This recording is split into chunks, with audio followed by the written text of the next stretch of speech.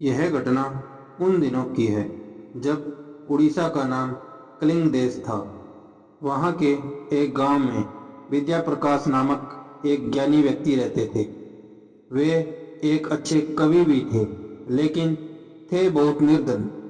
एक बार जब कई दिनों तक लगातार कवि विद्या प्रकाश के घर चूल्हा न चल सका, तो भूख से परेशान होकर उन्होंने चोरी करने की ठान ली।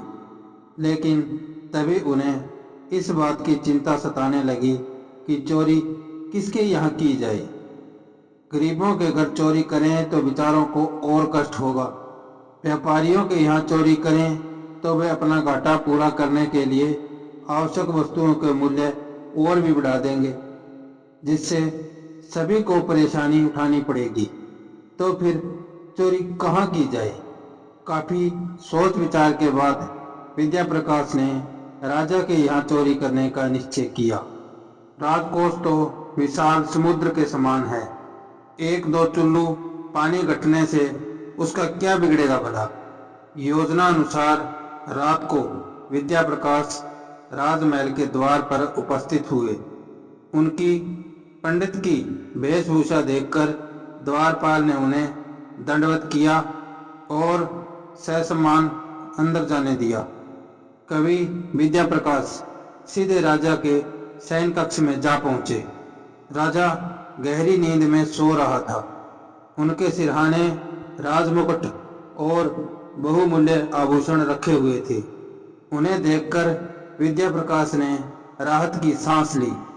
चलो, जीवन भर आराम से रहने का रास्ता खुल गया। लेकिन तभी उनके मस्तिष्क में यह विचार कौंधा, इन आभूषणों को चुराऊं कैसे? हीरे मोती और सोने चांदी की चोरी को शास्त्रों में घोर पाप माना गया है। अगले ही क्षण विद्या प्रकाश राजा के शयन कक्ष से बाहर निकल आए। एक दूसरे कक्ष में अनाज का ढेर दिखाई पड़ा।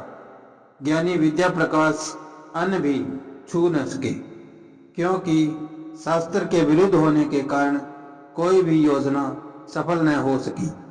अंत में निराश होकर विद्या प्रकाश खाली हाथ लौटने लगे। द्वार पर पहुंचते ही सेनापति ने उनका रास्ता रोक लिया। उसने कड़कती आवाज में पूछा, इतनी रात गए आप राजमहल में क्या कर रहे थे? विद्या प्रकाश ने मरी हुई आवाज में कहा, क्या बताऊं सेनापति जी, मैं राजमहल में चोरी करने आया था। सेनापति बुरी तरह चौंक पड़ा। क्या तुम यहाँ चोरी करने आए थे? कहकर उसने विद्या प्रकाश को बंदी बना लिया। यथा समय विद्या प्रकाश राजा के सामने हाजिर किए गए। राजा स्वभाव से अत्यंत दयालु था। उसने शांत स्वर में पूछा, वेशभूषा से तो आप पंडित लगते हैं, फिर आपने चोरी करने की बात कैसे सोची? विद्या प्रकाश बोले, महाराज, भूख एक ऐसी आग है जो बुद्धि को जलाकर राख कर देती है। लेकिन सौभाग्यवश मेरी विद्वता और विवेक ने मुझे पतित होने से बचा लिया। मैं आपके राज दरबार में मुट्ठी भर धूल भी न चुरा सका। यही कारण है कि मैंने सेनापति को सच्ची बात बता दी।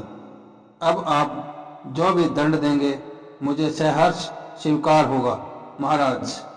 राजा ने पंडित विद्या प्रकाश से क्षमा मांगते हुए कहा, सेनापति के कठोर आचरण के लिए मैं लज्जित हूँ।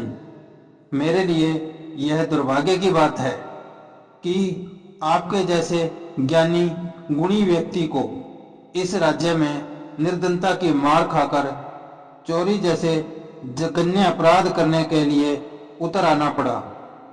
उस दिन से राजा ने कवि विद्या प्रकाश को अपना सभासद नियुक्त कर लिया। अगर यह कहानी आपको पसंद आई हो तो लाइक, शेयर और सब्सक्राइब करना ना भूलें। धन्यवाद। आपका दिन शुभ हो।